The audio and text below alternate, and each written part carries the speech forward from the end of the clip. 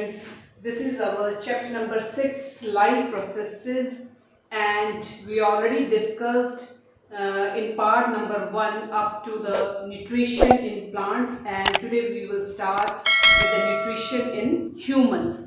तो हमने जो पीछे शुरू किया था लाइफ प्रोसेसेस का पार्ट नंबर 1 में, तो उसमें हमने जो है वो न्यूट्रिशन इन प्लांट्स शुरू किया था, और न्यूट्रिशन इन प्लांट्स में हमने दो मोड्स पढ़े थे, autotrophic nutrition and heterotrophic nutrition. Autotrophic nutrition में हमने पढ़ा था कि autotrophic nutrition is that mode of nutrition in which the organisms can prepare their own food themselves. तो ऑटोट्रॉपिक मोड ऑफ न्यूट्रिशन एक ऐसा मोड था न्यूट्रिशन का जिसमें ऑर्गेनिजम्स जो हैं वो अपना खाना जो है वो स्वयं बनाते हैं, such as plants. Plants can prepare their own food themselves. They can't depend upon others for their food. Whereas in heterotrophic nutrition, the organisms can depend upon others for their food. Or in other words, they can depend from one organism to the another organism for their food. Heterotrophic mode of nutrition में organisms जो होते हैं वो अपने खाने के लिए एक दूसरे के ऊपर निर्भर होते हैं, such as animals and the human beings. तो ये जो heterotrophic mode of nutrition and plants का वो हम ऑलरेडी पार्ट नंबर 1 में पढ़ चुके हैं। तो today we will start with the nutrition in the humans, कि ह्यूमंस में न्यूट्रिशन कैसे होती है। न्यूट्रिशन का कंसेप्ट जो था वो हमने पढ़ा था कि nutrition is when all the components of the nutrients are present in our diet. जितने भी न्यूट्रिएंट्स हैं वो जब हमारी डाइट में प्रेजेंट होंगे, at that time we can say that our diet is balanced. तो हम after the nutrition in plants we shift to the nutrition in humans. Nutrition in humans, अब आदमी जो है वो अपने अलाइव रहने के लिए या सर्वाइव करने के लिए उसको एक न्यूट्रिशन जो है, एक उसकी बॉडी को पोषण जो है वो मिलना बहुत ज़रूरी है। और उस पोषण के लिए वो क्या करता है, एक उसका एक न्यूट्रिशन की जो एक प्रक्रिया होती है वो उसकी कहाँ से शुरू होती है, माउथ से। सबसे पहले वो माउथ में क्या करता है, इनटेक ऑफ फूड। सबसे पहले वो खाना लेता है, तो कहाँ से खाना लेता है, मुंह से। That means that is known as intake of food. And after the mouth, the second part of the nutrition in humans is the teeth. Teeth जो है, जैसे ही हमने खाना मुंह में खाया, खाने के बाद मुंह में इंटेक करने के बाद सबसे इम्पॉर्टेंट रोल जो आता है वो आता है हमारे टीथ का। टीथ जो होते हैं उस खाने को क्या करते हैं, चबाते हैं। That means break the food, teeth can break the food. तो टीथ जो होंगे वो क्या करेंगे, फूड को ब्रेक करेंगे। After teeth the third part is the tongue. अब टीथ ने खाना जो था वो क्या कर दिया, ब्रेक कर दिया, उसको छोटे छोटे टुकड़ों में जो है उसको तोड़ दिया। तो टीथ के रोल के बाद जो हमारा रोल नेक्स्ट आता है दैट इज द टंग। अब टंग जो होगी वो क्या करेगी, testing and rolling the food. मतलब हम कोई खाना खा रहे हैं तो खाने का जो टेस्ट है वो हमें कहाँ से पता चलेगा, that depends upon the tongue. Tongue ही हमें बताएगी कि वो खाना जो है वो आइदर कैसा है, टेस्ट है या टेस्टी है या नहीं है। एंड रोलिंग द फूड, अब खाना जो हमारे मुंह में हमने इंटेक किया था उसको रोल करने का जो काम है वो किसका है, टंग।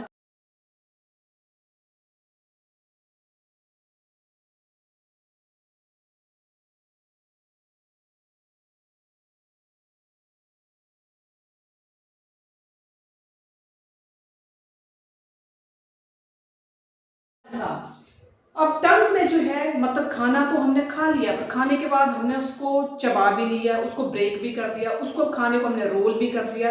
रोल करने के बाद जो इम्पोर्टेंट रोल आता है that means there are so many glands that are present in our body. हमारे बॉडी में ढेरों ग्लैंड्स हैं जो प्रेजेंट हैं, but important from one of them is the salivary glands. ये सैलिवरी ग्लैंड्स होते हैं वो हमारे बॉडी में प्रेजेंट होते हैं, हमारे माउथ में प्रेजेंट होते हैं। तो ये सैलिवरी ग्लैंड्स क्या करते हैं, दे प्रोड्यूस द सलाइवा। ये सलाइवा प्रोड्यूस करते हैं या फिर लार, जिसको हम हिंदी में क्या कहते हैं, लार। अब कोई हम टेस्टी खाने की बात सुने या कुछ है तो हमारे मुंह में एकदम से क्या आ जाती है, लार आ जाती है, दैट इज द थूक। तो वो हमारे ऑटोमेटिकली क्या है, वो लार जो है या वो सलाइवा जो है वो कौन प्रोड्यूस करता है, they produce the salivary glands. अभी सैलिवरी ग्लैंड्स जो होते हैं वो क्या करते हैं, सलाइवा कंटेन्स एंजाइम्स। इस सलाइवे में, इस लार में नंबर ऑफ एंजाइम्स प्रेजेंट होंगे। जो कौन से एंजाइम्स होंगे, सैलिवरी अमाइलेज। कौन से एंजाइम्स होंगे, salivary amylase that break down the starch. अब ये सैलिवरी अमाइलेज होते हैं ये क्या करते हैं, उस फूड को क्या करते हैं, उस फूड को ब्रेक डाउन करते हैं and that food is present in the form of starch. और वो फूड किस फॉर्म में, स्टार्च की फॉर्म में, एंड उस फूड को भी किसमें कन्वर्ट कर देगा, सिंपल शुगर में। दैट मींस सैलिवरी ग्लैंड जो होते हैं वो क्या करते हैं, वो कंटेन करते हैं number of enzymes and that enzymes are in the form of salivary enzymes, salivary amylase, and that salivary amylase break down the food that is in the form of starch to the simple sugar, और वो उस food को किसमें convert करेगा, sugar में। अगर हम chemically इसको देखते हैं, केमिकल इक्वेशन की फॉर्म है, तो starch, that starch is in the form of food. ये स्टार्च किस फॉर्म में, फूड की फॉर्म में, प्लस सैलिवरी अमाइलेज। अगर हम फूड को मिक्स करते हैं सैलिवरी अमाइलेज के साथ, तो ये सैलिवरी अमाइलेज जो होंगे वो फूड को क्या करेंगे, ब्रेक डाउन करेंगे, और ब्रेक डाउन करके उसको किसमें कन्वर्ट कर देंगे, शुगर में या फिर ग्लूकोज में। That means the role of these salivary amylase is to break down the food that is in the form of starch into the glucose. यहां तक जो हमारी प्रोसेस है, माउथ से लेके जो हमारी प्रोसेस है यहां तक, ये हमारी प्रोसेस होती है किसमें, माउथ में। ये सारी प्रक्रियाएं हमारी किसमें हुई, माउथ में। After the mouth, and diagrammatically अगर हम देखते हैं तो here it is the mouth, और माउथ में जो हम करते हैं that is the intake of food, खाने को जो हम खाते हैं, और माउथ के साथ ही आगे हमारे क्या होते हैं, salivary glands, and these are the salivary glands, and salivary glands are present in our body. And after the salivary glands, तो हमारे माउथ से लेके स्टोमक तक के बीच की जो माउथ को जो स्टोमक तक जो हमारा कनेक्ट करता है दैट इज द ओइसोफेगस। हमारे माउथ को जो है और स्टोमक तक के बीच का जो ड्यूरेशन है, माउथ से लेके स्टोमक तक के बीच का जो रास्ता है, उसके बीच को जो कनेक्ट करता है दैट कनेक्ट्स द ओइसोफेगस, और ओइसोफेगस को हम फूड पाइप भी बोलते हैं। क्या बोलते हैं, फूड पाइप। तो after the completion of the mouth part we shift to the oesophagus. अब ये ओइसोफेगस क्या करता है, taking food from the mouth, जो हमने फूड कहां से लिया, माउथ से लिया, to the stomach, taking food from mouth to the stomach by peristaltic movements. हमने जो खाना माउथ से लिया और माउथ से होता हुआ वो हमारा खाना कहां पहुंचा, स्टोमक में पहुंचा। तो स्टोमक में कैसे पहुंचेगा, खाना हम यहां से इंटेक कर रहे हैं, चाहे हम में चाहे और है, जो भी इंटेक कर रहा है इस खाने को, यहां से माउथ से खाना इंटेक किया, तो ये माउथ से खाना होता और स्टोमक तक कैसे पहुंचेगा, that means there are some peristaltic movements, and with the help of these peristaltic movements the food reaches from mouth to the stomach.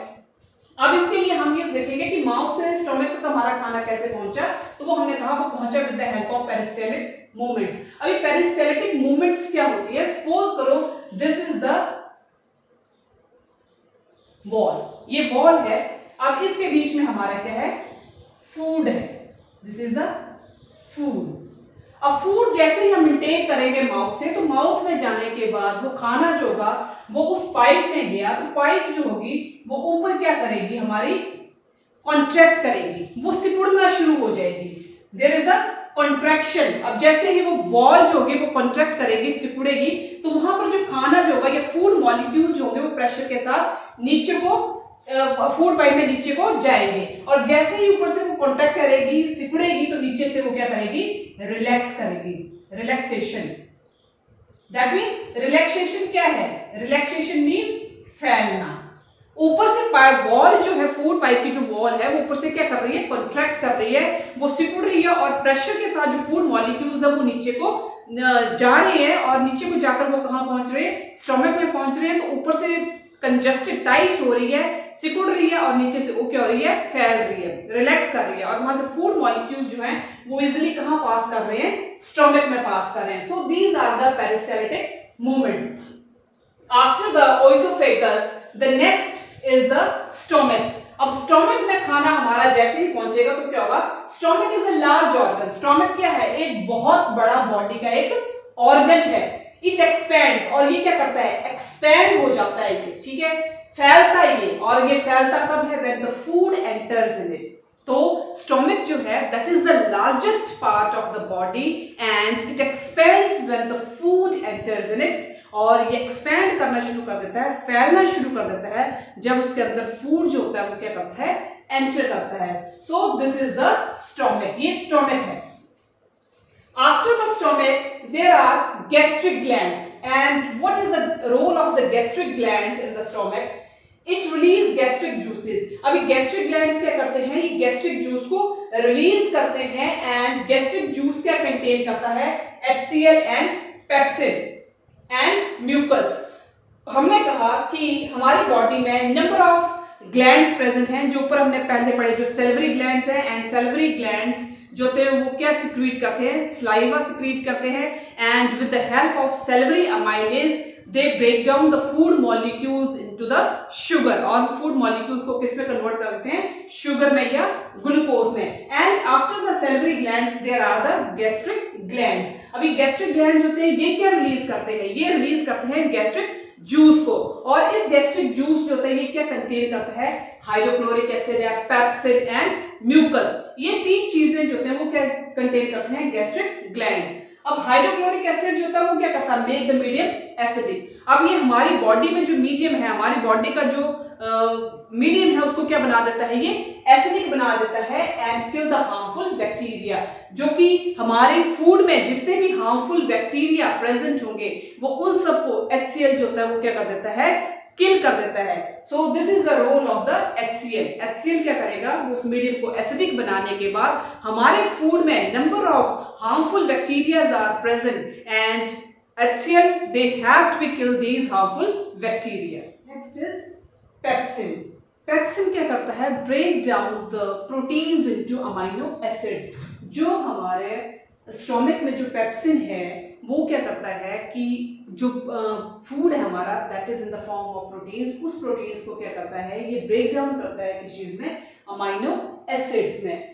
After the pepsin there is the mucus. Mucus क्या करता है, it protects the inner lining, inner wall lining of the stomach. ये जो stomach की जो inner wall lining है उसको protect करता है कौन, म्यूकस। अगर म्यूकस ना हो तो दैट मीन्स HCl जो है वो एक हार्ड केमिकल है जो कि क्या करता है, अगर उस स्टोमक की इनर वॉल लाइनिंग को उसको बर्न भी कर सकता है, उसको जला भी सकता है, तो उससे उसकी जो प्रोटेक्शन है वो कौन करता है, म्यूकस करता है। तो after that there is stomach and in the stomach after the completion of the stomach we shift to the next small intestine, and small intestine is the site where the complete digestion of food take place. जहां पर हमारी complete digestion of food take place करती है that is known as the small intestine. and जब हमारी complete digestion of food जो होती है वो small intestine में complete हो जाती है तो उसके बाद जो हमारा major role आता है that is the liver. liver क्या करता है, it produces wild juices and wild salts. ये जो लीवर होता है वो क्या प्रोड्यूस करता है, wild juices and wild salts. Wild juices and wild salts are produced by the liver. अब वाइल्ड जूस क्या करते हैं, it makes the food alkaline. अब ये वाइल्ड जूस जो होते हैं वो क्या करते हैं, जो हमारा फूड है, फूड को क्या बनाते हैं, एल्कलाइन बनाते हैं या फिर उसको बेसिक मीडियम में लेकर आते हैं। तो वो कौन करता है, वो करते हैं वाइल्ड जूसेस। नेक्स्ट है वाइल्ड salts break the large fat globules. वाइल्ड सॉल्ट्स जो होते हैं जो हमारी बॉडी में फैट ग्लोब्यूल्स होंगे उनको क्या करेंगे, ये ब्रेक डाउन करेंगे। Suppose this is the fat globules and in fat globules को वो क्या करेंगे, इन फैट ग्लोब्यूल्स को ब्रेक डाउन करके वो स्मॉल ग्लोब्यूल्स बनाएंगे, small globules. So this is the role of the wild salts. अभी wild salts ने क्या किया, ब्रेक किया large fat globules को, these are the large fat globules, और इन large fat globules को उसने break down करके small fat globules।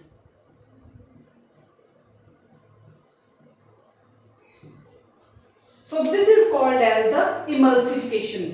ऐसी प्रक्रिया, ऐसी process where the large fat globules are break down into the small fat globules with the help of wild salts, that process is known as the emulsification. उस process को हम लोग क्या कहेंगे, emulsification। उसके बाद हमारा लीवर, स्मॉल इंटेस्टाइन के बाद हमारा लीवर है, लीवर के बाद हमारा आता है gall bladder. This is the gall bladder. अब गॉल ब्लैडर का क्या रोल है? It stores wild juices and wild salts. जो भी हमारे वाइल्ड जूस और वाइल्ड सॉल्ट्स हमारे लीवर से मिले, अब वो कहाँ स्टोर होंगे? गॉल ब्लैडर में।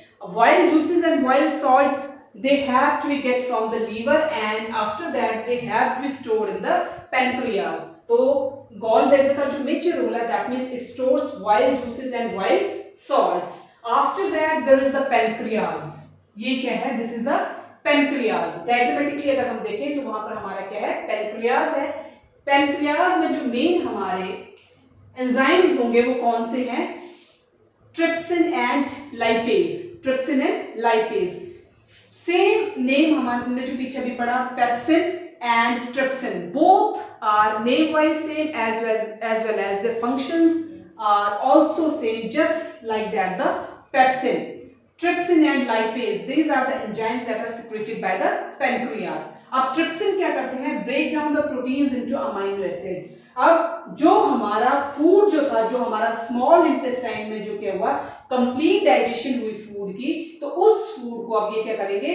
उस फूड को ब्रेक डाउन करेंगे, प्रोटीन्स को ब्रेक डाउन करेंगे, किसमें करेंगे? अमाइनो एसिड्स में। और उसके बाद हमारे लाइपेज हैं। लाइपेज का जो रोल है, that means it break down the emulsified fat. अब हमने कहा था कि ये फैट ग्लोब्यूल्स जो होते हैं, लार्ज फैट ग्लोब्यूल्स होते हैं, they are break down, and after the breakdown they have to be converted into the small fat globules. So this is the role of the lipase, that means it breaks down the emulsified fat globules. This is so fat is converted into fatty acids and the glycerol. अब ये सारा जो हमारा material है, that is in the mouth, ये mouth में है।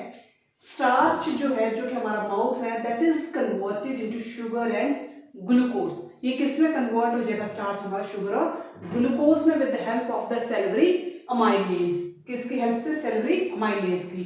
Fats are converted into fatty acids and glycerol with the help of the pepsin enzyme.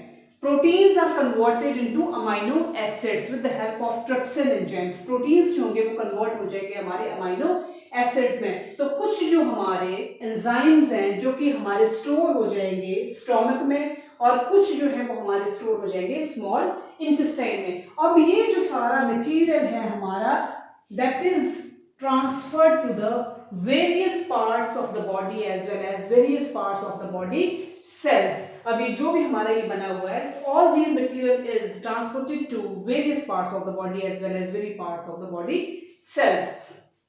उसके बाद हम शिफ्ट होते हैं किसमें? स्मॉल इंटेस्टाइन में। स्मॉल इंटेस्टाइन में हमारे क्या होते हैं?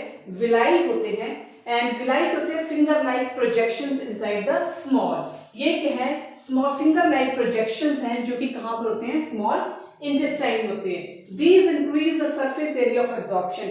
ये जो विलाई होते हैं, डायग्रामेटिकली अगर हम देखें,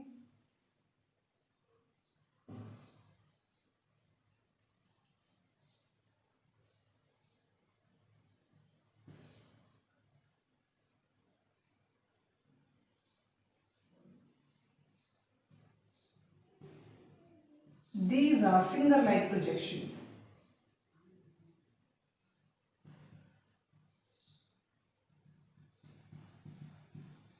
अब ये फिंगर लाइक प्रोजेक्शंस जो होती हैं, ठीक है, कहां पर है? ये स्मॉल इंटेस्टाइन में है। ये क्या करेगी? जो एब्जॉर्प्शन का जो सरफेस एरिया है उसको क्या करेगी? ये इंक्रीज करेगी, उसको बढ़ा देगी, and villi are supplied the food to the blood vessels. अब जो भी हमारा फूड जो एब्जॉर्ब हुआ है हमारा स्मॉल इंटेस्टाइन में, उस एब्जॉर्ब किए हुए फूड को जो विलाई होगी वो सप्लाई करेगी to the various body parts with the help of blood vessels. Blood vessels की हेल्प से उस फूड को वो बॉडी के सारे हिस्सों में क्या करेंगी? वो सप्लाई करेंगी villi. Then the blood vessels takes the food to each and every cell of the body. उसके बाद ये ब्लड वेसल्स जो होंगी वो उस फूड मटेरियल को टेकअप करेंगी, और टेकअप करने के बाद they have to be supply that food material to the various parts of the body parts as well as various parts of the body cells. After that there is a large intestine the unabsorbed food, अब हम जो खाना लेते हैं तो जो हमारा खाना था वो स्टोर हुआ कहाँ पर, स्मॉल इंटेस्टाइन में। अब स्मॉल इंटेस्टाइन में जो खाना हमारा स्टोर हो गया, वो स्टोर होने के बाद वो वेरियस बॉडी पार्ट्स में वो सप्लाई भी हो गया with the help of the blood vessels and after the unabsorbed food material. अब जो अनएब्जॉर्ब्ड फूड मटेरियल हमारा रह गया है, they send to the large intestine. जो अनएब्जॉर्ब्ड फूड मटेरियल रह गया वो हमारा कहाँ पर ट्रांसफर हो जाएगा, लार्ज इंटेस्टाइन में या फिर लॉन्ग इंटेस्टाइन में, where its wall absorb more water, जहां पर इस इंटेस्टाइन की, लार्ज इंटेस्टाइन की जो वॉल्स होती हैं वो लार्ज वाटर को एब्जॉर्ब करती हैं एंड लार्ज वाटर एब्जॉर्ब करने के बाद फिर वो क्या करेगी, फ्रॉम दिस मटेरियल, और वो उस मटेरियल से उसकी वॉल्स होती है वो लार्ज वाटर क्या कर लेती हैं, एब्जॉर्ब कर लेती हैं and rest of the material removed from the body, और जो रेस्ट मटेरियल हमारा रह जाता है that is through out from the body with the help of the anus और through by the anus. So this is the large intestine where the unabsorbed food material sent to the long intestine and where its walls absorb large water from this material, और उस unabsorbed food material से उनकी walls जो होंगी वो large water को absorb करेंगी, और लार्ज वाटर को एब्जॉर्ब करने के बाद जो rest of the food material रह जाएगा, ये अनएब्जॉर्ब फूड रह जाएगा, that is through out from the body through the rectum and last through the anus. And so अब हमारे यहाँ पर जो न्यूट्रिशन जो है, जो कि हमने कहा था किसी भी लाइफ प्रोसेसेस में किसी भी लिविंग ऑर्गेनिजम्स को सरवाइव करने के लिए या अलाइव होने के लिए उसमें इन 4 प्रोसेसेस का होना बहुत जरूरी है, जिसमें हमने सबसे पहले जो ली थी वो न्यूट्रिशन ली थी, और न्यूट्रिशन इन प्लांट्स हम पढ़ चुके हैं, जिसमें हमने न्यूट्रिशन में 2 चीजें पढ़ी थी, nutrition in plants and nutrition in humans. तो न्यूट्रिशन इन प्लांट्स हम ऑलरेडी पहले पार्ट 1 में पढ़ चुके थे, और this is the nutrition in humans as well as nutrition in human beings complete हो गई है. तो यहाँ पर हमारी न्यूट्रिशन कंप्लीट हो जाती है and after the completion of the nutrition we shift to the next life process, that is the respiration, and this respiration is also necessary for the survival as well as for the alive of any living organism. So what do you mean by respiration? The process in which the cells of an organism obtain energy by combining oxygen and glucose.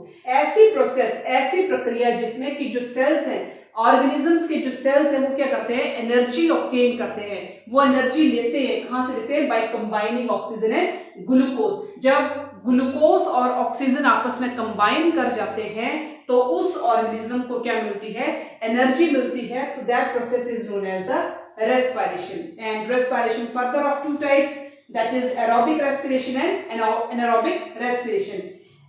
What do you mean by aerobic respiration? It is a process of producing energy in the presence of oxygen. ये एक ऐसी process है, एक ऐसी प्रक्रिया है जिसमें जो क्या करते हैं, एनर्जी प्रोड्यूस करते हैं in the presence of oxygen. जो एनर्जी है वो प्रोड्यूस होती है किसकी प्रेजेंस में, ऑक्सीजन की प्रेजेंस में, and that process is known as the aerobic respiration. Next is the anaerobic respiration. After the aerobic respiration, the second type of respiration is the anaerobic respiration. And aerobic respiration, it is the process of producing energy in the presence of oxygen. Whereas in anaerobic respiration, it is the process of producing energy in the absence of oxygen. ये energy तो produce करते हैं इस process में, पर in the absence of oxygen, oxygen की absence में जो एनर्जी प्रोड्यूस करता है, that process is known as the anaerobic respiration. And further there is the example of both aerobic and anaerobic respiration. We will take the glucose, and glucose, the formula of glucose is C6H12O6, और glucose को हम दूसरे शब्दों में food भी कह सकते हैं. एंड ग्लूकोज फूड हमारा कहाँ प्रेजेंट होता है, सेल्स में, और सेल्स में क्या होते हैं, cytoplasm. And this glucose is converted into pyruvate plus energy, and the molecular formula of pyruvate is C3H4O3. Carbon के 3 मॉलिक्यूल्स हैं, हाइड्रोजन के 4 मॉलिक्यूल्स और ऑक्सीजन के 3. अब इस पायरुवेट प्लस एनर्जी को हम कैटेगराइज करते हैं 3 कैटेगरीज में, जिसमें कि absence of oxygen, lack of oxygen and presence of oxygen. मतलब अगर हमारी एब्सेंस होती है ऑक्सीजन की तो पायरुवेट किस में कन्वर्ट होगा, अगर लैक ऑफ ऑक्सीजन होता है तो हमारा पायरुवेट किस में कन्वर्ट होगा, और अगर प्रेजेंस ऑफ ऑक्सीजन है तो हमारा पायरुवेट जो होगा वो किस में कन्वर्ट होगा. So there are 3 steps for the conversion of pyruvate into absence of oxygen, lack of oxygen and presence of oxygen. So first of all we will take in the absence of oxygen, pyruvate is converted into ethanol plus carbon dioxide plus energy, and the formula of ethanol is C2H5OH. This is the formula of ethanol. तो अगर हमारी absence होती है oxygen की तो हमारा pyruvate जो होता है वो किस में कन्वर्ट हो जाता है, ethanol plus carbon dioxide plus energy में. And here we will take the example of the pyruvate when it is converted in the absence of oxygen.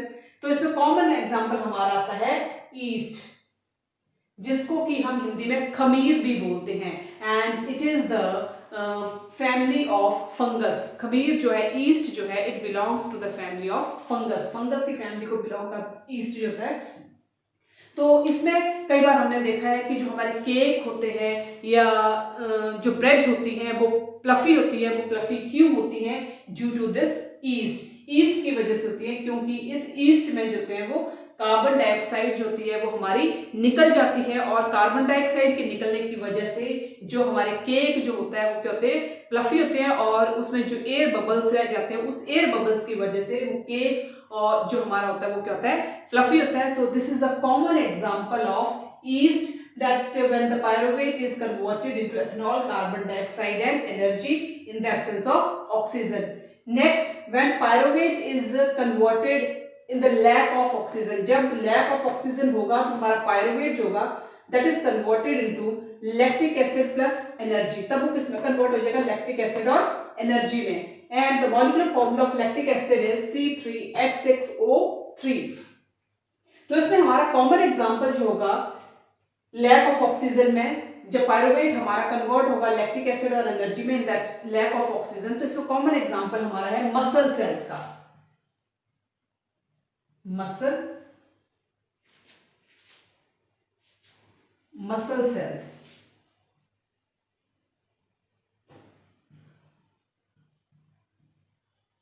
Muscle cells. तो कई बार आपने देखा होगा कि जब हमारी बॉडी में मसल सेल्स में जब प्रॉपर अमाउंट में ऑक्सीजन नहीं पहुंच पाती है तो हमारी बॉडी में जो होते हैं, मसल्स में जो होते हैं वो क्रैम्प होना शुरू हो जाते हैं, या मसल्स जो होती हैं वो हमारे दर्द करना शुरू कर देती हैं. तो that is due to the lactic acid. जब हमारी मसल सेल्स तक जो प्रॉपर ऑक्सीजन नहीं पहुंचती है और हमारा पायरुवेट जब लैक्टिक एसिड में कन्वर्ट हो जाता है तो उस टाइम जो हमारे मसल सेल्स जो होते हैं वो क्रैम्प करना शुरू करती हैं और दर्द होना शुरू होता है. जब कई बार हम जोर का काम करते हैं या हम तेजी से दौड़ते हैं या कुछ है, तो उस टाइम जो हमारे हम जोर जोर से जो होते हैं वो सांस लेना शुरू कर देते हैं, जोर जोर से हम सांस छोड़ना शुरू करते हैं. That is the inhaling of oxygen and exhaling of oxygen in a very rapid speed. तो उस टाइम क्या होता है कि जो हमारी ऑक्सीजन जो होती है वो प्रॉपर अमाउंट में या प्रॉपर रेशियो में वो मसल सेल्स तक नहीं पहुंच पाती है, और जब प्रॉपर इसमें मसल सेल्स तक नहीं पहुंच पाती है that means there is the pyruvate that is converted into the lactic acid. Next is the presence of oxygen, and when the pyruvate is converted into water, carbon dioxide and energy in the presence of oxygen. जब हमारा pyruvate convert हो जाता है water, carbon dioxide और energy में, किसकी presence में, oxygen की प्रेजेंस में. And the common example is the mitochondrial, क्योंकि इसमें जो हमारी सेल ऑर्गेनेलीज होती हैं वो कहां प्रेजेंट होती हैं, माइटोकॉन्ड्रिया में. So these are the common examples of the aerobic and the anaerobic respiration. और जब हमारी absence of oxygen और lack of oxygen है तो that is the anaerobic respiration.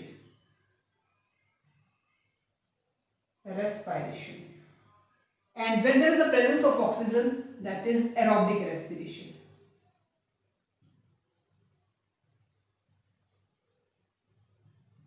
अब जो हमारा कॉमन एक हम और शुरू कर रहे हैं, जो कॉमन हमारी एक चीज है, that is the human respiratory system. तो ह्यूमन रेस्पिरेटरी सिस्टम से रिलेटेड जो हमारी चीज है वो ये है कि जब हमारा ग्लूकोज जो होता है साइटोप्लाज्म के प्रेजेंस में कन्वर्ट होता है पायरुवेट प्लस एनर्जी में, तो वो हमारा उस टाइम पायरुवेट किस में कन्वर्ट होता है, water carbon dioxide plus energy की फॉर्म में। तो द एनर्जी जो हमारे यहाँ पर जो एनर्जी रिलीज हुई है, that energy release during the cellular respiration is used to synthesize molecules। जो हमारी एनर्जी उस दौरान रिलीज हुई सेलुलर रेस्पिरेशन के दौरान, and that energy is used to synthesize the molecules. और वो एनर्जी किस चीज के लिए यूज हुई, मॉलिक्यूल्स को सिंथेसाइज करने के लिए, मॉलिक्यूल्स को बनाने के लिए यूज हुई। तो वो एनर्जी जो होगी वो हमारी किस फॉर्म में होगी, एटीपी की फॉर्म में, दैट इज एडिनोसाइन ट्राइफॉस्फेट। अब एडिनोसाइन ट्राइफॉस्फेट जो है that is the energy currency of life.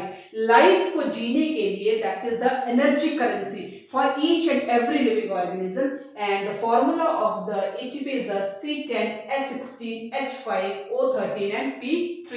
3 that means तभी हम इसको क्या कह रहे हैं, ट्राइफॉस्फेट, क्योंकि जो फॉस्फेट के मॉलिक्यूल्स हैं वो कितने हैं, 3 हैं, इस वजह से उसका नाम क्या है, triphosphate. So this is the common examples of the aerobic and the anaerobic respiration.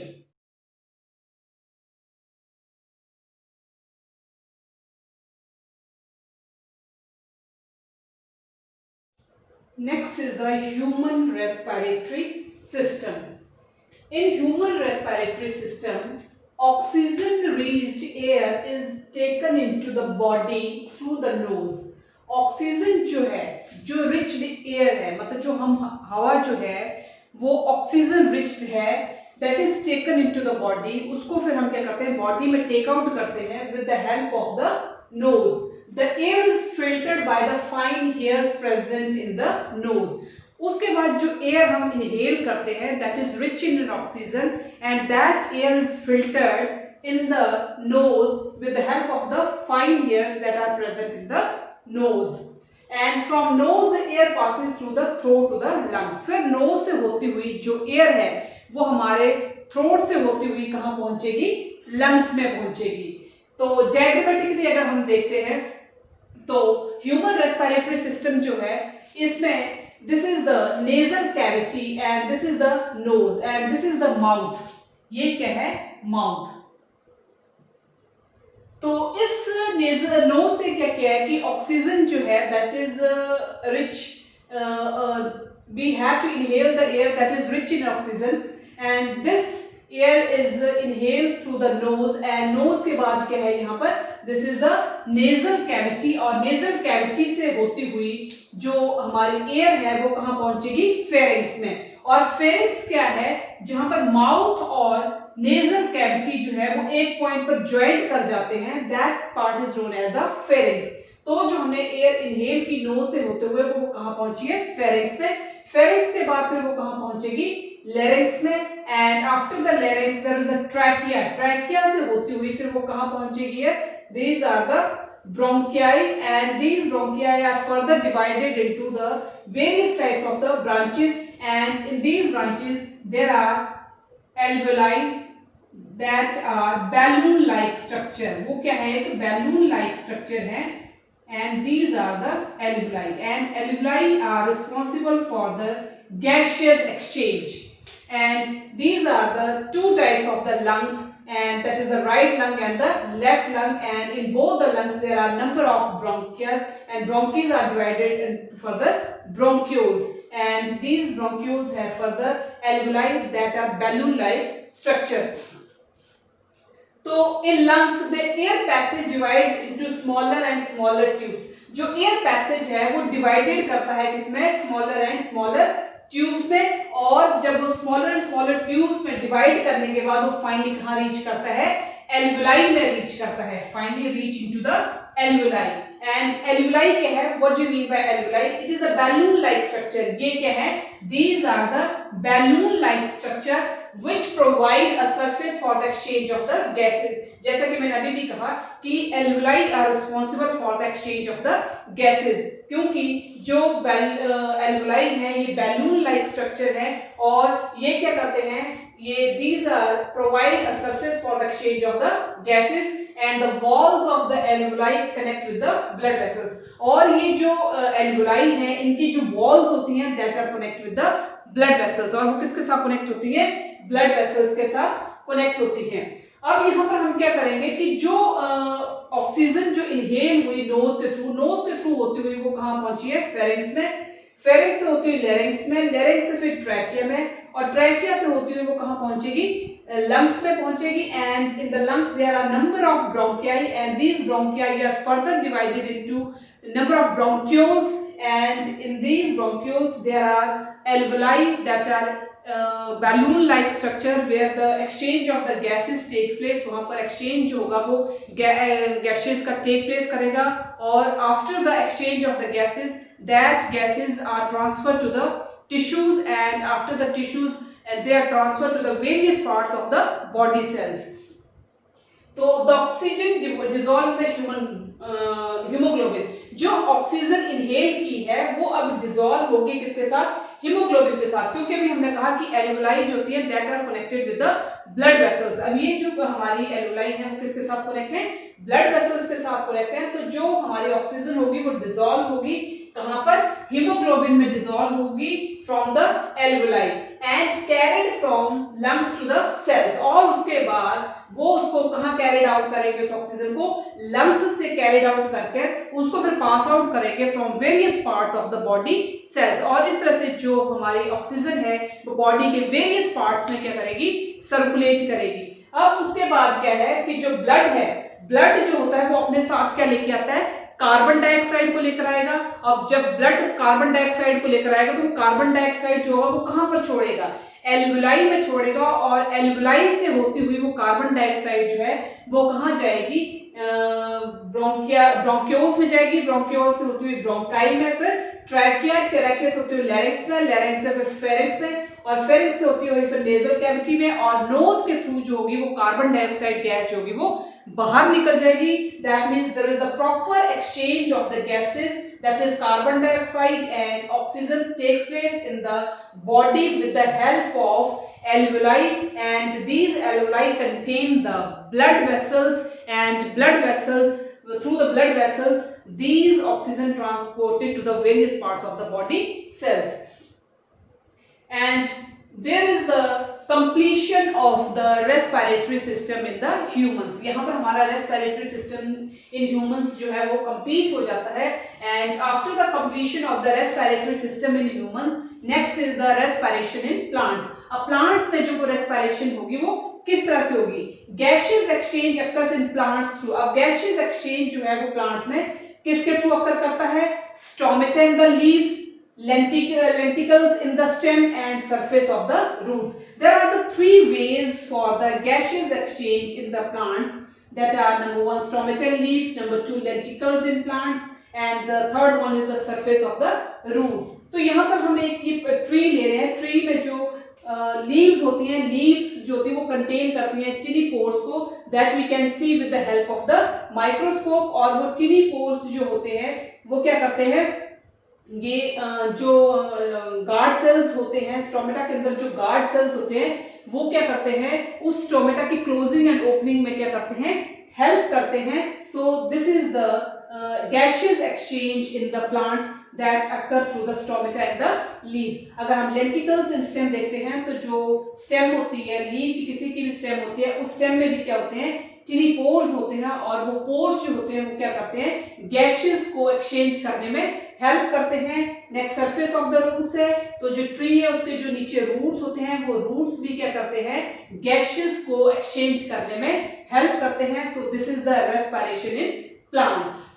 After the completion of the respiration, और रेस्पिरेशन में हमने क्या क्या देखा है कि what is respiration, types of respiration, respiration in humans and respiration in plants, and after the completion of the respiration we shift to the third part for the survival and for the alive of the organism is the transportation।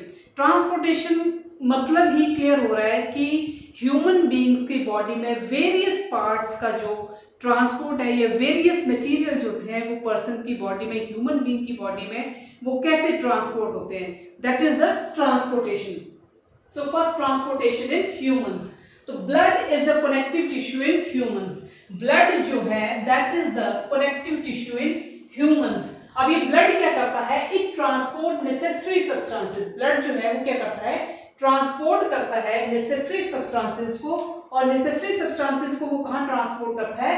Sales में, and transport metabolic waste product, और जो metabolic waste product हैं उनको क्या करता है? Away from those same cells. मतलब जो ब्लड है that is the connective tissue in the humans and it transport necessary substances to all body parts and transport metabolic wastage, और जो मेटाबॉलिक वेस्टेज है उनको क्या करता है? Away from the same cells, और उन सेल से उन वेस्ट प्रोडक्ट्स को जो होता है वो क्या करता है? वो दूर ले जाता है. That is the transportation. That means जो जरूरी मटेरियल है बॉडी में उनको वो क्या करता है? वो ट्रांसपोर्ट कर देता है वेरियस पार्ट्स में, और जो मेटाबॉलिक वेस्ट प्रोडक्ट्स हैं जिनकी जरूरत नहीं है बॉडी को, that means that take away from the same cells, और उन सेल्स से उनको क्या करता है? वो दूर ले जाता है. Next, what are the main components of the blood? There are 4 components of the blood. The first component of the blood is the plasma. It is yellow colored fluid. Plasma जो है एक येलो कलर का fluid होता है, and क्या करता है plasma? It transport food, carbon dioxide and waste product. क्या ट्रांसपोर्ट करता है ये? It transport carbon dioxide, waste product and food. After plasma, red blood cells ये क्या करते हैं? It contains haemoglobin and which transport oxygen. ये क्या कंटेन करते हैं? आरबीसी जो होते हैं, RBC means red blood corpuscles. क्या कंटेन करेंगे? ये हीमोग्लोबिन कंटेन करेंगे, और ये हीमोग्लोबिन जो होते हैं वो क्या करते हैं? ट्रांसपोर्ट करते हैं ऑक्सीजन को various parts of the body में. Next is the platelets. ये किस चीज में हेल्प करते हैं? These help in blood clotting. कई बार चोट लग जाती है तो क्या होता है कि खून जो होता है वो कंटिन्यूटी में निकलता रहता है, ये होता है, तो उस दौरान जो है वो खून को रोकने में, ये खून को जमने में जो हेल्प करते हैं, that is the platelets. Next, white blood cells. These cells fight against the harmful bacteria.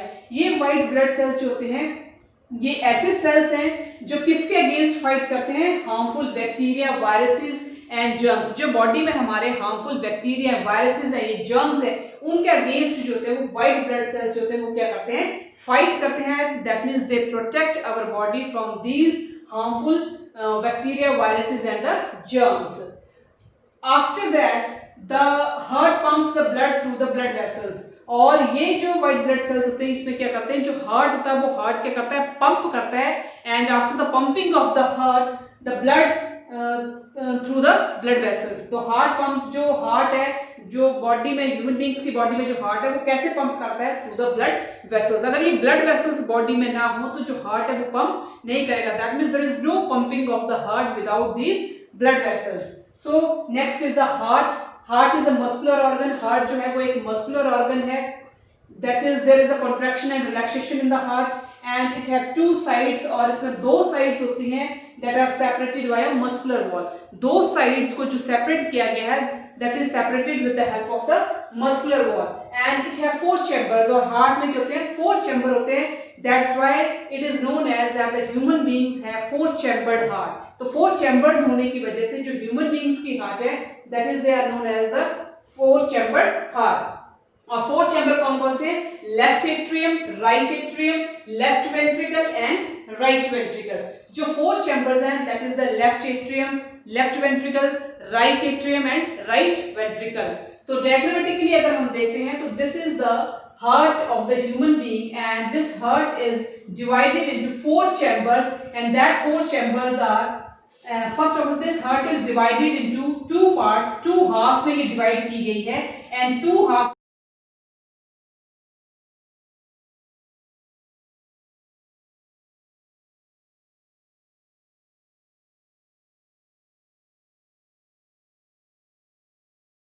में ये डिवाइड की गई है with the help of the septum, and this septum is also known as the dividing wall. तो इस तरफ का हिस्सा जो है that is the right part of the heart, और उस तरफ का हिस्सा जो है that is the left part of the heart. अब ये जो मस्कुलर वॉल है, इस मस्कुलर वॉल की वजह से जो हार्ट है वो 2 चैम्बर्स में, 2 हिस्सों में डिवाइड हो गया है, and this is the upper part of the heart, that is the right atrium, and the lower part is the right ventricle. And in the left side, this is upper part is the left atrium and the lower part is the left ventricle. तो इसमें हमें ये हो गया कि heart जो है वो 4 चैम्बर्ड में डिवाइड है, और जो ऊपर वाले हिस्से हैं that is the atrium, and the जो नीचे वाले हिस्से हैं they are known as the ventricle. तो यहाँ से क्या होता है कि जो ब्लड है, जो डीऑक्सीजनेटेड ब्लड जो होता है, दैट मीन्स पर्सन की बॉडी से जो वो ट्रांसफर होता हुआ है वो प्लमनरी वेन से होता हुआ वो हार्ट तक पहुंचता है, और हार्ट से फिर वो डीऑक्सीजनेटेड ब्लड जो होता है वो थ्रू बैक जाता है, और प्लमनरी आर्टरीज के होते हुए ब्लड जो होता है वो दोबारा लंग्स में पहुंचता है, और लंग्स में पहुंचने के बाद जो होता है वो ऑक्सीजन को कैरी करता है, और जैसे ही वो ब्लड ऑक्सीजन को कैरी करता है that means at that time the blood is converted to oxygenated blood, और फिर वो ऑक्सीजनेटेड ब्लड को वहां से लंग्स से लेके आता हुआ दोबारा वो हार्ट तक पहुंचाता है, और हार्ट में पहुंचाने के बाद जो होता है वो ब्लड जो होता है वो प्योर ब्लड जो होता है वो हार्ट तक पहुंचता है, और दोबारा जो है फिर वेरियस बॉडी पार्ट्स जो है, सेल्स जो है बॉडी के, वहां पर वो सर्कुलेट होता है. That means the process is repeated again and again. तो यहाँ पर हम ये है कि this is the diagrammatically representation of the heart, how the heart is work in the human beings, and there are the main two components of the blood vessels in the human beings, that are the arteries and the veins. तो arteries क्या होती हैं और veins क्या होती हैं? Arteries होती हैं that means they carry the oxygenated blood from the lungs to the various parts of the body, and they are thin and elastic, whereas the veins they are carry the deoxygenated blood from the lungs to the various parts of the body, and they are thick and less elastic. So these are the two components of the blood vessels, that are the arteries and the veins. So this is all about the human heart. After the completion of the transportation in humans being, we shift to the transportation in plants. So in transportation of plants, there are two types of the plants that are categorized into two categories, xylem and phloem. Xylem क्या करते हैं? It transport water and minerals in upward direction from the roots. Xylem में क्या होता है कि ये transport करते हैं वाटर और मिनरल्स को अपवर्ड डायरेक्शन में from the roots, whereas in case of the phloem it transport food from the leaves. ये ट्रांसपोर्ट करते हैं फूड को कहां से? लीव से to other parts of the plant. It only transport upwards. ये हमेशा upward direction में ही ट्रांसपोर्ट करता है, जबकि phloem के केस में it can transport both in the upward as well as downward direction.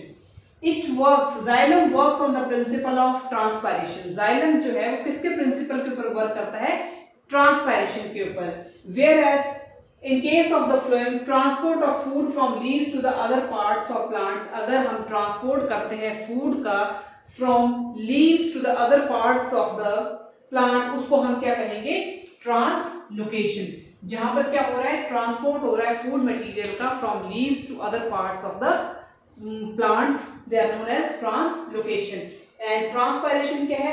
It is the loss of water as vapor from aerial parts of the plant. इसमें क्या होता है? लॉस होता है वाटर का, किस फॉर्म में? वेपर की फॉर्म में from aerial parts of the plant. So this is all about the transpiration, and in transpiration we discuss about the transpiration in humans as well as the transpiration in humans. And the last topic of the chapter, that is the life process, is the excretion. Excretion क्या है? The metabolic activities in the body. जो भी हमारी body में metabolic activities हो रही है, generate many kind of waste. हमारी बॉडी में ढेरों सारी metabolic activities होती हैं.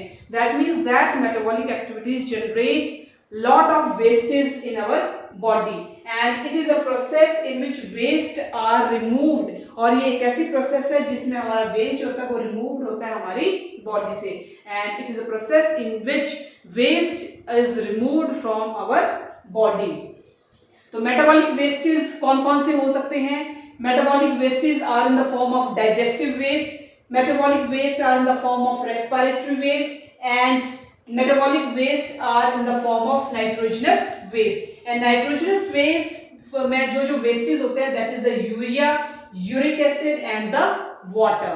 Human excretory system system it consist of two kidneys. Human excretory system में क्या क्या चीजें होती हैं?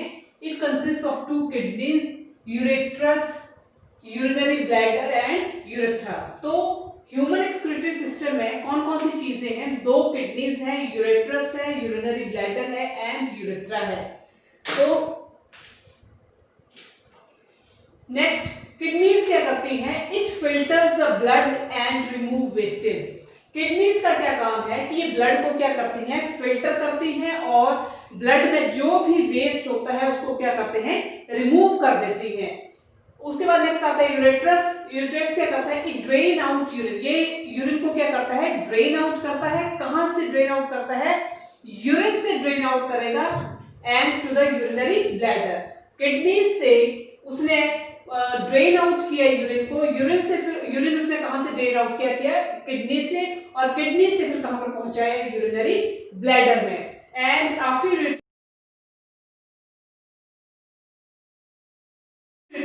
there is a urinary bladder, it stores the urine. Urinary bladder क्या करता है? वो यूरिन को स्टोर करके रखता है। Last is the urethra. Urethra क्या करता है? Transmit urine outside the body. फिर वो जो यूरिन होता है उसको बॉडी से क्या कर देता है? ट्रांसमिट कर देता है, उसको बॉडी से बाहर निकाल देता है। और वो कौन निकालता है? यूरेथ्रा। अगर हम डायग्रामेटिकली देखें तो यहाँ पर दो ये एक रेड कलर में एक है और एक ब्लू कलर में है। Red is the aorta and the blue is the vena cava. Aorta जो है वो किसके साथ अटैच है? यहाँ पर दो किडनीज है, एक लेफ्ट किडनी और एक राइट किडनी है। एरोटा जो है वो अटैच है राइट किडनी के साथ और वो वहां से अटैच होते हुए फिर वो जो है ये एरोटा जो अटैच है पल्मोनरी रेनल आर्टरी से, रेनल आर्टरी के साथ राइट किडनी अटैच है। और फिर दूसरी तरफ जो है that is the left kidney, और लेफ्ट किडनी के साथ जो अटैच है that is the vena cava, और वेना केवा जो अटैच है that is the renal vein. और यूरेथ्रा, यूरेथ्रा के साथ कॉमन पैसेज जो दोनों तरफ से अटैच है दैट इज द यूरेटर। और ये क्या करते हैं कि ये ब्लड जो है जो ब्लड है दैट मींस जब ये एरोटा से होता हुआ रेनल आर्टरी से किडनी में पहुंचता है तो किडनी जो होती है वो उस ब्लड को क्या करती है?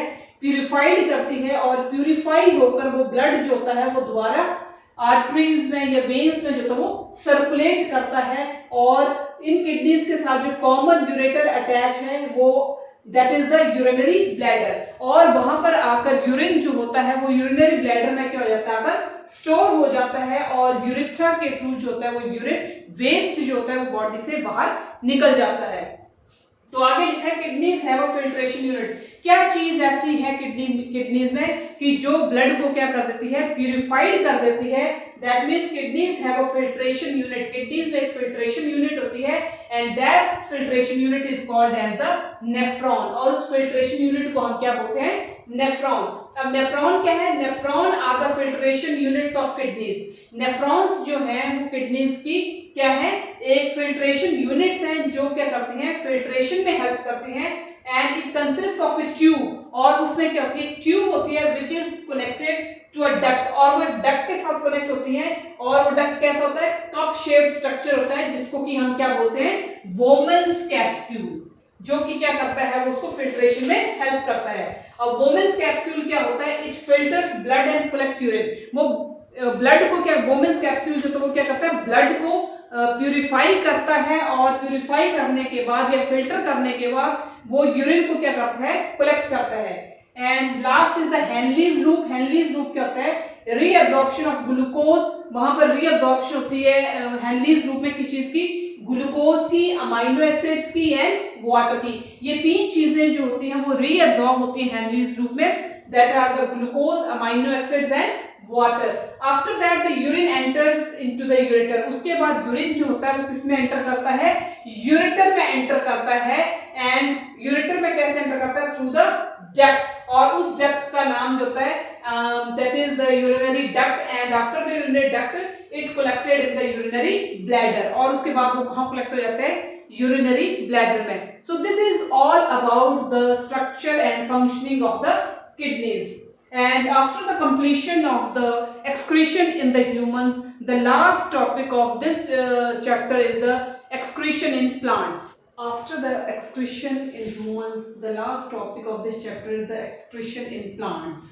प्लांट्स में एक्सक्रीशन कैसे होती है।